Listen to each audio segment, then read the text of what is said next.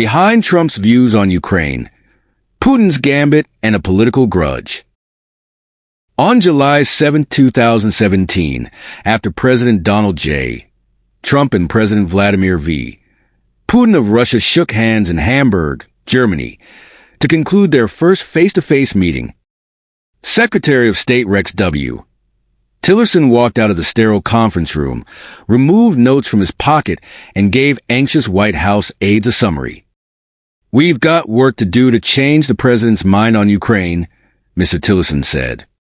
The Secretary of State had just watched Mr. Putin, the former K.G.B spymaster, put on a masterclass in seeking to shape the thinking of a new American president. The Russian leader disparaged Ukraine, a former Soviet republic with aspirations of joining the European Union and NATO. Ukraine, he told Mr. Trump, was a corrupt, fabricated country. Russia, which had seized the Crimean Peninsula from Ukraine 3 years earlier and backed pro-Russia separatists in a border region, had every right to exert its influence over the country. He insisted. Mr. Trump told Mr. Putin that his administration was considering giving weapons to Ukraine. "What do you think?" Mr. Trump asked, to which Mr. Putin said it would be a mistake.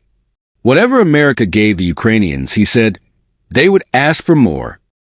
Mr. Trump, who came to the meeting armed with hawkish talking points drawn up by his advisors, never pushed back, according to 3 American officials who were in Hamburg for the summit. The meeting is something of a historical footnote to the Trump presidency. It has long been overshadowed by the summit with Mr. Putin the next year in Helsinki. When Mr. Trump famously said he took the word of Mr. Putin over his own intelligence agencies on the question of whether Russia had interfered with the 2016 presidential election. Yet a close examination of the Hamburg summit and the months that led up to it help explain the roots of Mr. Trump's often disdainful attitude toward Ukraine.